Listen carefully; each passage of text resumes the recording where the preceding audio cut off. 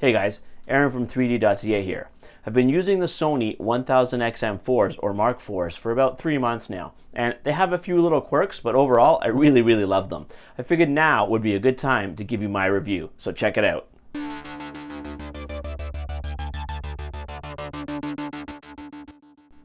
In this review, I'm going to talk about the comfort of the headphones, the sound quality, the controls, active noise cancelling, and some of the unique features that these headphones offer.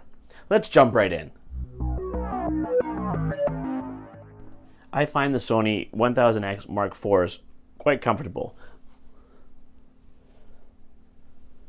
I generally wear them for between 8 and 16 hours a day depending on what I'm doing, often in 4-hour stretches, and I never really find that they bother my ears.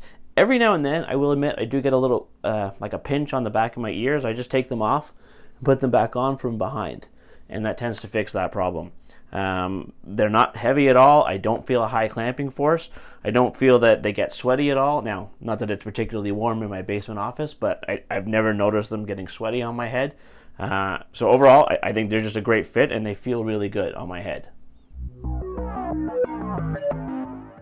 I really love the sound of these headphones. I'm no audiophile, but I do know what I like. I've always liked Sony headphones for their sound, but these ones are better than all the other ones I've ever tried. Once using these, I couldn't go back to my previous headphones. They sound almost as good as my wired headphones. They do have a great soundstage, and they provide a lot of bass, but not too much. It's tight and crisp. They also have great highs and great mids. Everything that I listen to sounds great. I mostly listen to electronic music and some movie soundtracks, but I also dabble in a few other things, and I use them for video games and editing, and they always sound amazing. So if you're looking for good sound, you can hardly get better than these for the price. One thing I don't like on these headphones is the mic. It is absolutely terrible. I do a lot of video conferences now in this pandemic work from home environment, and if I ever use the microphone on those headphones by accident, people can't understand me. I always revert to just using the built-in mic on my laptop because it's so much better. So if you want to use this for a lot of voice calls and you want to actually talk to people, I can't recommend them because the sound of the mic is that bad. The noise cancelling on these headphones is among the best I've ever heard.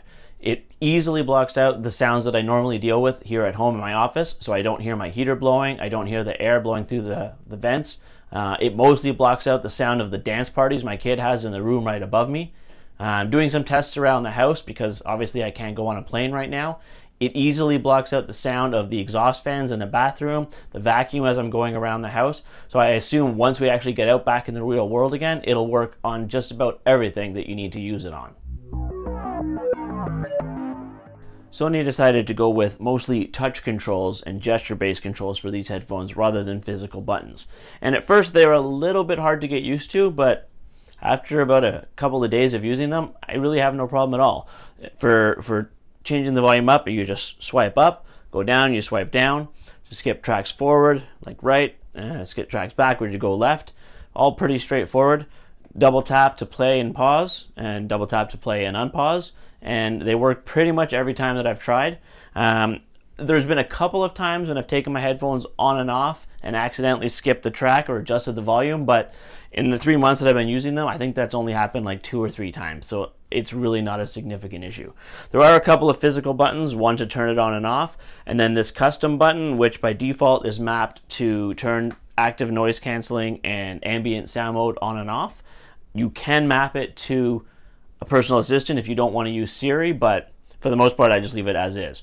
Also, if you long press on the right ear cup, it will activate the digital assistant that you have set up. So on my iPhone and on my laptop, my Mac, they both trigger Siri, and it works well enough. I mean, as well as Siri can. These headphones also come with a few special features that not necessarily all Bluetooth headphones come with. Before I get into those though, if you're enjoying this video, why not give it a like and subscribe to my channel so you see more of my videos. Now on to the features. First of all, these headphones come with multi-point Bluetooth, so you can pair them with up to 2 devices at the same time. If you're using these on Android, you do sacrifice sound quality because you can no longer use the LDAC codec if you pair them to 2 devices. However, on iOS and Mac devices, then they use the AAC codec and they sound just great, and they sound the same whether you're using one device or two.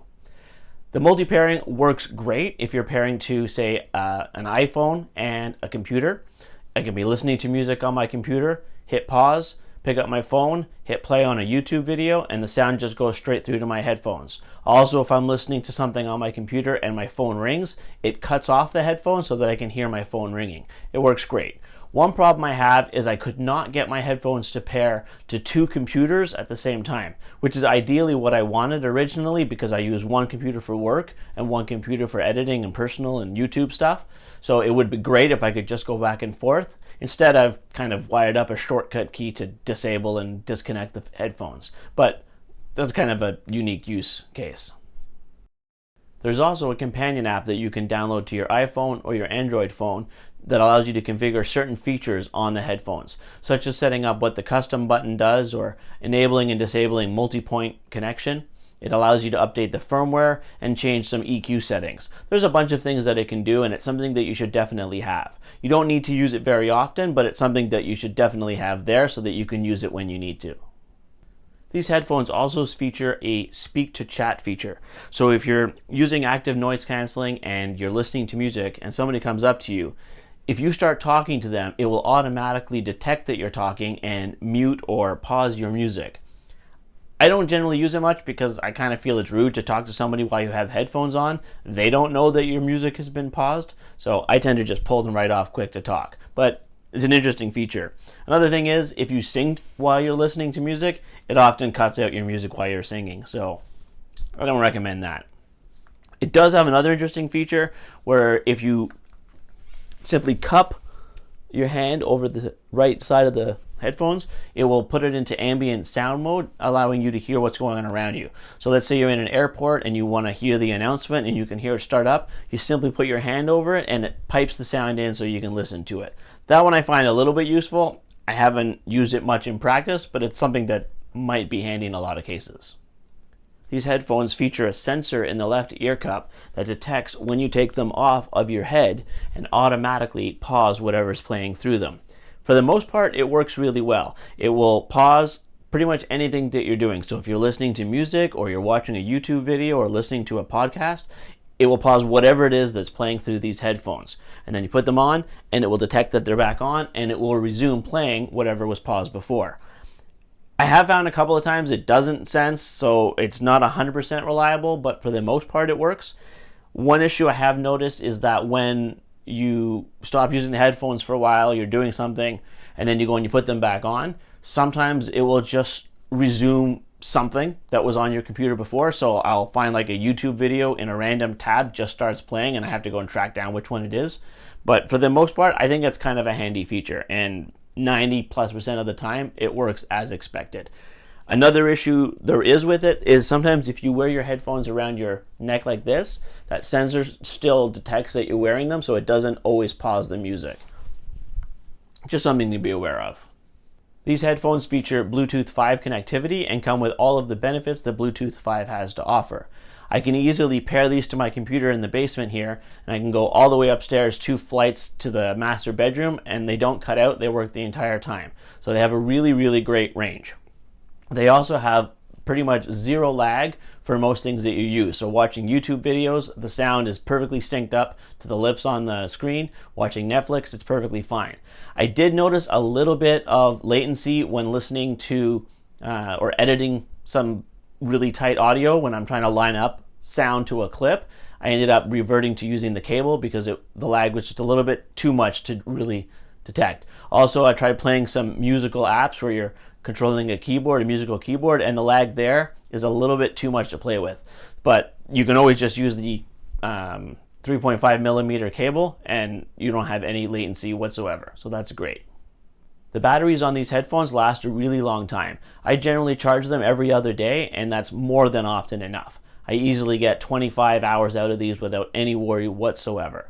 I use them generally with noise canceling on as well. Also, if you need to, you can get a quick charge of 10 minutes and it'll give you 5 hours of use.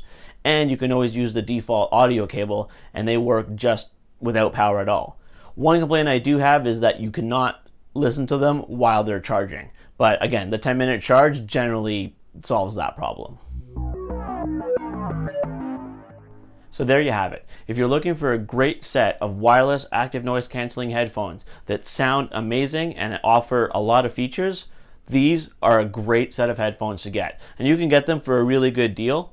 They go on sale quite regularly, and definitely they're worth picking up. If you don't need all of the features that these offer, you can still find the previous generation on sale for a good price, and those are really good headphones as well, the 1000XM3s. I would definitely recommend, if you're looking for a good pair of headphones, these are the ones you should check out. Thanks for watching.